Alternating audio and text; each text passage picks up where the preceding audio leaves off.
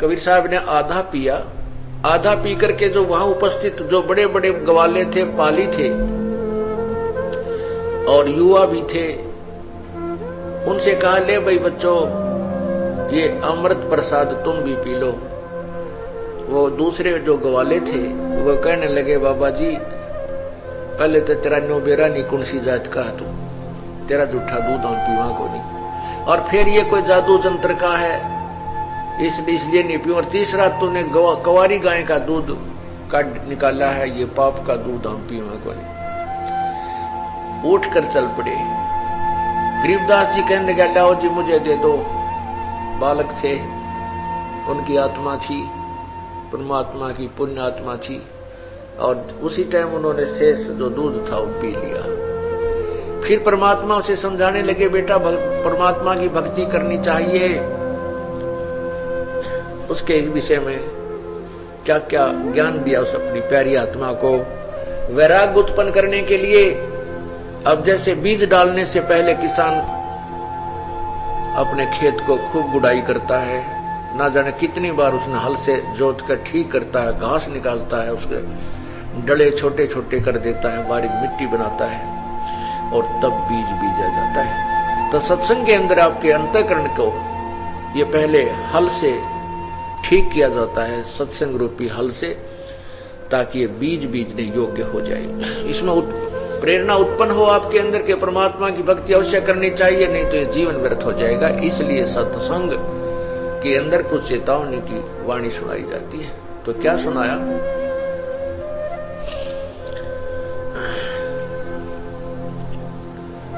कबीरा वो दिन याद करो,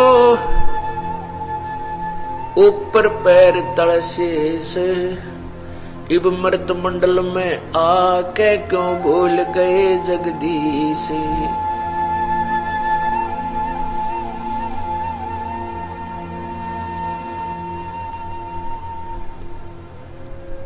परमात्मा कहते हैं, जलपान तुझको दिया उधर बीच अनुपान, जिस समर्थ की बंदगी अब भूल गया शैतान। कि जिस परमेश्वर ने तेरी मां के गर्भ में भी परवरिश की, मां के पेट में भी तेरी परवरिश की, कितनी दया कितनी दयालु है प्रभु। मां के गर्भ में हमारी नाभि को मां की नाभि से इंटरनल कनेक्शन कर दिया, अंदर ही अंदर, और हमारा शरीर मां के ही आहार से वृद्धि को प्राप्त हुआ। और जिस समय हमारा शरीर प्रारंभ हुआ उस समय हमारे शरीर की क्या स्थिति थी? जैसे आपने कोई अंडे से निकला हुआ चीकला देखा हो, अंडे से तुरंत निकलते ही बच्चा होता है, काचा काचा गात उसका बिल्कुल नरम नरम सा होता है। ऐसे शुरुआत थी अपने शरीर की मां के पेट में, और वहीं पर उसके साथ ही परमात्मा ने कितनी व्यवस्था की है।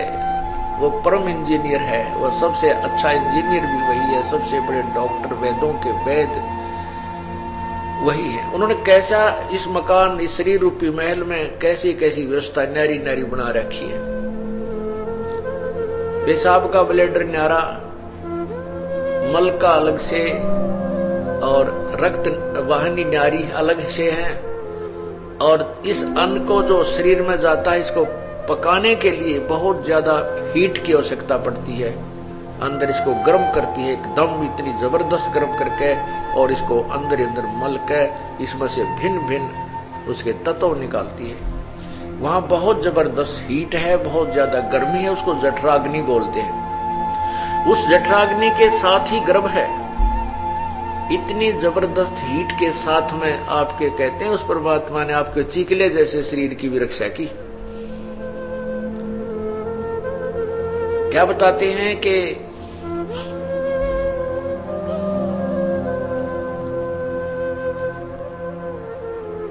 साहेब से बन चितलाले रे मन गर्भ गमानी, नाभि कमल में नीर जमा। मां के गर्भ में और आपका एक बीज रूप में शरीर प्रारंभ हुआ, नीर यानी पानी से आपका शरीर प्रारंभ किया और तेरा दीना मैल बना, ये शरीर बना दिया मालिक ने। और नीचे जठरा अग्नि जले थी, तेरा लगी न ताती बा। बा कहते हैं हवा, बाय, वाह, पंजाबी में इसको वाह कहते हैं, वाह वाह। तो लगी न ताती बा, बा माने हवा, आंच। फिर कहते हैं कि दांत नहीं जब दूध दिया था, अमी महारस खा। नैन, नैन नाक मुख द्वारा देही, और तेरा नक्शक साज बनाया। दाई आई घुट्टी प्याई, माता गोद खिलाया। और कहते हैं तू ही तो छोड़ दिए, चला कहां अधम राय, किस चला अधम राय, किस चला, अब किस राह को चला तू अधम। तू ही तो छोड़ दी, अब चला अधम किस राह, कौन से रास्ते अपना लिया तूने। मां के पेट में ये प्राणी इतना दुखी होता है, इसको इतनी पीड़ा होती है कि जैसे एक बार जैसे कोई मच्छर काट रहे हों, और भी ज्यादा तेज जैसे कोई बिच्छू काट ले, जैसे तो इस सदा जैसे उनको पीड़ा होती है बच्चे को। कैसे होती है? माँ जो आहार करती है नमकीन चटपटा, और विशेषकर गर्भ के दिनों में कुछ और ही ऊटपटांग खाने को दिल ज्यादा करता है। तो उसका जो भी वो खाती है उसका अंश, आंशिक अंश जो है, कोई नमक का, मिर्च का और किसी और उसका पदार्थ का, उस बच्चे के शरीर को जाकर के ऐसे जख्म को, कच्चा शरीर होता है, उसको ऐसे चुभता है जैसे कोई कांटा लग रहा हो या मच्छर काट गया हो। तो बच्चा उस अपनी पीड़ा को ठीक करने के लिए मचलता है, वो घूमता रहता है, वो चक्कर काटता रहता है, ऐसे ऐसे चक्कर काटता रहता है।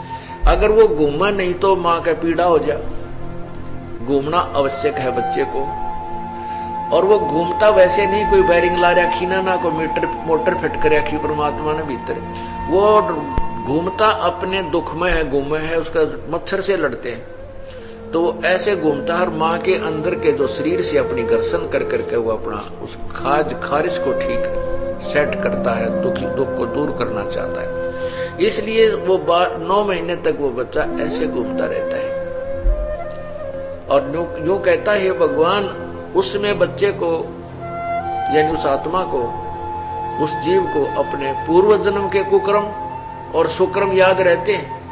आने वाले समय में जो मनुष्य जीवन के अंदर जो कुछ उसके साथ घटना घटनी वो भी कुछ याद रहते हैं। फिर वो बार बार कहता परमात्मा, पीछे मेरे से बहुत गलतियां हुई हैं, पहले मैं जो मनुष्य शरीर में था, हे प्रभु अब के कोई गलती नहीं करूंगा। हे परमात्मा, केवल अपना पेट के लिए गुजारे लायक अपना धंधा भी करूंगा और आपको अवश्य याद किया करूंगा प्रभु, अब के जन्म मृत्यु से पीछा छुटवाऊंगा। कहते वहां तो जब माँ के पेट में तो तू कह था तू ही है भगवान, तेरे बिना मन कोई नहीं अच्छा लगता, वहां मैं किसी से मोह नहीं करूंगा, किसी के वहां की संपत्ति में जोड़न में जीवन व्यर्थ नहीं करूंगा। और अब बाहर आया ब्रह्म बुलाया, बाजे तूर सुनाए। अब जैसे लड़का होता है, विशेषकर हमारे समाज में एक या बहुत पुरानी एक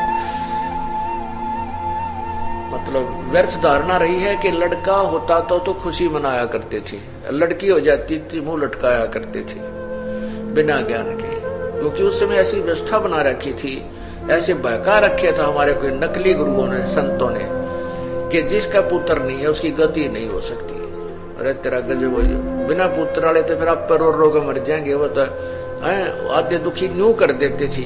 जब किसी का लड़का ना भी हो और अपना कोई टाइम पास करना भी चाहे तो ये और ना करने दिया करते, क्योंकि पुत्र बिना पुत्र वाले का कहते मुंह भी ना देखना चाहिए, ऐसी धारणा पैदा कर रखी थी। लेकिन ऐसा नहीं है। यथार्थ ज्ञान इस सार ज्ञान के अंदर ऐसा नहीं है। लड़के और लड़की में कोई अंतर नहीं है, सभी प्रभु की आत्मा है और संस्कार जिसका जैसा है उसको वही आत्माएं प्राप्त होंगी, उन्हीं की सेवा उसको करनी होगी। और तो हमने तो इस प्रकार वो क्या कहा करते कि जिसका पुत्र नहीं है, तो इसलिए हम उस पुत्र को ज्यादा महत्व देते थे।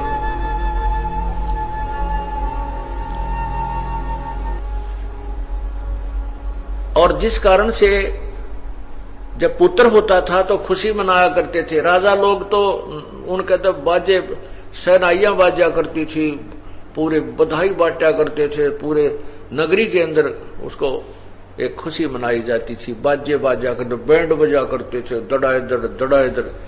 और गरीब आदमी का लड़का हो जाता था, बैंड बाजे तक कर नहीं सकता व्यवस्था, वो एक थाली लेकर उसका अपनी खुशी जाहिर किया करता था। वो थाली पीटा करते थे, थाली बजाया करते थे।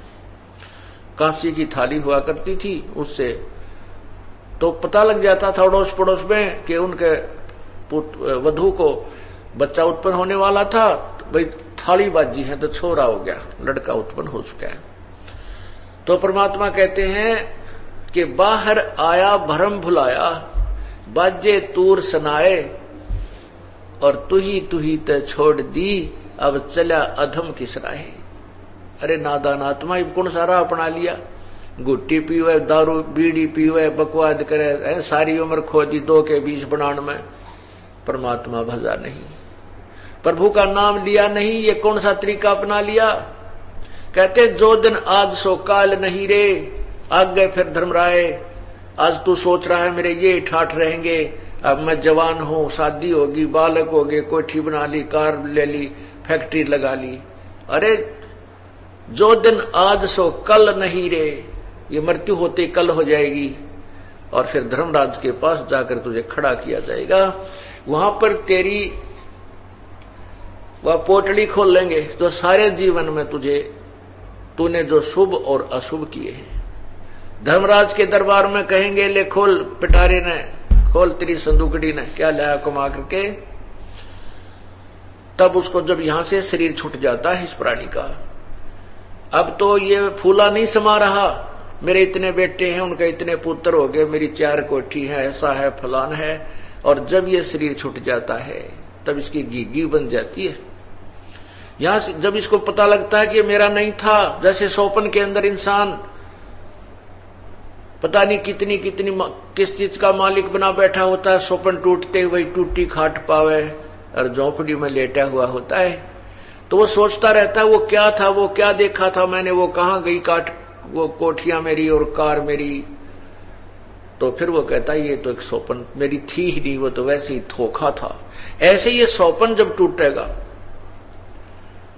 यानी कल जब होएगी इस शरीर की, फिर इस आत्मा को पता लगेगा तेरी गल तो धोखा हो गया, ये संसार तेरा नहीं था, ये परिवार तेरा नहीं था, तेरी तो ड्यूटी लाई थी भगवान ने, इनको पाल पोस भी, इनका कर्तव्य कर्म कर और साथ में भक्ति भी कर।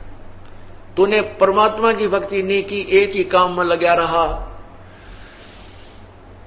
तो फिर धर्मराज के पास ये फिर जाकर खड़ा कर दिया जाता है। यहाँ का जो न्यायाधीश है वो फिर इससे कहता है भाई तूने इतने पाप किए, इतने पुण्य किए, इन पुण्यों के आधार, इन पाप के आधार पर तुझे 84 लाख योनियों में गधे, कुत्ते, सुअर की योनि भोगनी पड़ेगी। अरे नालायक के कहा था तेरे ते जब तू यहां से चला, जब तू यहां से गया था तब तू क्या कह रहा था, 100 बार शुक्र मनावे था परमात्मा, अब मुझे मनुष्य शरीर मिल रहा है, आपको दिन रात याद करूंगा। और बाहर जाते ही तूने मुझे भूला और उस परिवार को याद कर लिया, रिश्तेदारी में घुट्टी लाने चला जाता, सत्संग की तरफ तेरी रुचि बनी नहीं। तब ये क्या कहता है, भगवान मुझे पता नहीं था, मेरे को किसी ने बताया नहीं, मैं तो अनजान था, किसी ने मुझे बताया नहीं भगवान की भक्ति करनी चाहिए। तब परमात्मा, जब धर्मदास कहता है कि नहीं झूठ बोलता है तू, तब उसको दिखाया जाता है पिछली फिल्म कि देख तेरा पड़ोसी सतलोक आश्रम क्रोधाम जाया करता था और बरवाला में जाता था, तुझे कहता था कि आजा सत्संग में चलेंगे, तू क्या कहता था कि अभी टाइम नहीं है, अभी समय नहीं है, फिर देखूंगा, फिर देखूंगा। तो समय नहीं था, फुर्सत नहीं थी तेरे को। तो एक भक्त ने कथा सुनाई। एक ऐसे ही सत्संगी यानी भगत था, वो सत्संग में आता था, उसका साथी भी मित्र था एक अच्छा, वो नहीं आता था, उसके कहने से भी नहीं मानता था। वो बार बार प्रार्थना करता था कि आजा मित्र, सत्संग में चलते हैं। देखो ये मनुष्य जीवन बार बार नहीं मिलता, सत्संग में चलो कुछ देर अच्छा ज्ञान होगा। तो वो कहता था भाई मुझे फुर्सत नहीं है। दूसरी बार कहा, 2 4 10 बार 20 बार जितना भी वो मिला उससे कहता रहा। वो यही कहता कि भाई मुझे फुर्सत नहीं है, छोटे छोटे बच्चे हैं यार, तेरा तक दिमाग चाट लिया मेरा है, मुझे कुछ कर लेने दे, छोटे बच्चे इनको पाल लेने दे मुझे, और सत्संग में फिर देखूंगा बुढ़ापे में। अब ये तो समय का कोई भरोसा नहीं, किस टाइम हमारी पूंजी पूरी हो जाए, ये कोई समय नहीं है। वैसे तो हम अंदाजा लगा रखे हैं 100 वर्ष की तो हम मानकर चल रहे हैं, 100 वर्ष तो मनुष्य जीवित रहता है, लेकिन नहीं, इसका नहीं 1 सेकंड का भी भरोसा। और कब ये बुलबुला सा फूट जावे। तो वह नहीं मानता था, परमात्मा की करनी हुई, उसकी मृत्यु होगी। मृत्यु होगी तो मित्र को भी जाना ही था, नाम ले रखा था, उस मित्र भी वहां पहुंचा और उसको उठा करके उसके जो जनाजे को, अर्थी को उठाकर चल पड़े। और पीछे पीछे लोग कहते चलते हैं राम राम नाम सत्य है, सत्य बोले गत है। वो तो न्यों कहें, और वो मित्र न्यों कहे आज भाई को फुर्सत है। वो तो कह रहे हैं कि राम राम नाम सत्य है, सत्य बोले गत है, राम बोले गत है। तो वो कहता है कि आज भाई को पूरी फुर्सत है, यानी मर गया, चल पड़ा छोड़ के सारे शरीर ने, यो परिवार यही रह गया, अब कंप्लीट रेस्ट हो गया, इसको सारी फुर्सत होगी।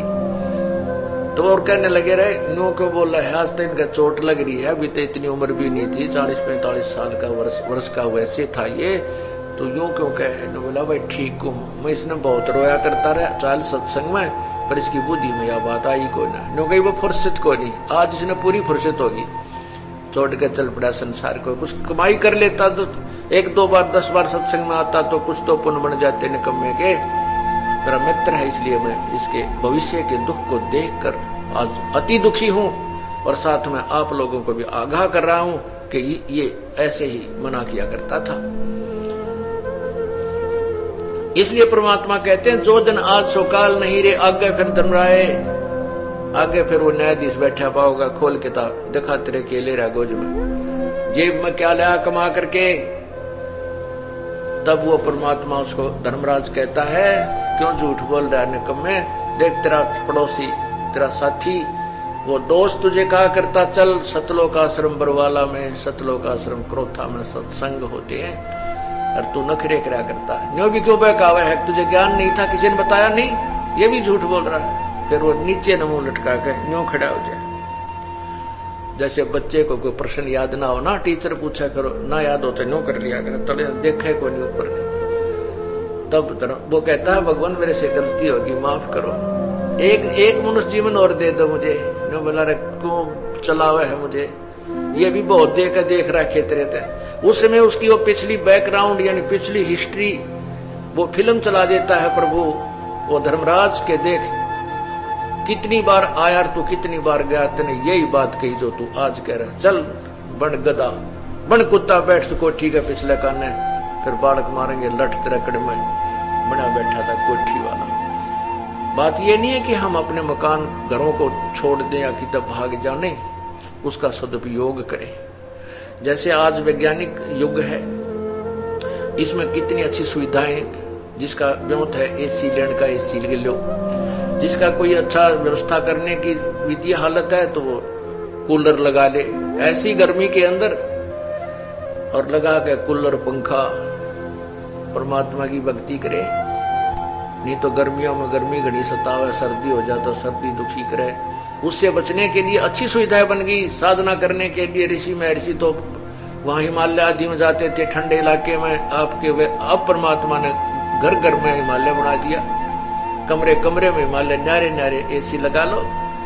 अगर आपकी व्यवस्था नहीं कोई ऐसी वो भी नहीं है, परमात्मा ने शरीर बहुत सुदृढ़ दे रखा है, पंखा भी ना है तो भी परमात्मा का शरीर खूब काम करता है। फिर भी जैसे जिसके पास सुविधा है इनको ऐसे सदुपयोग करो।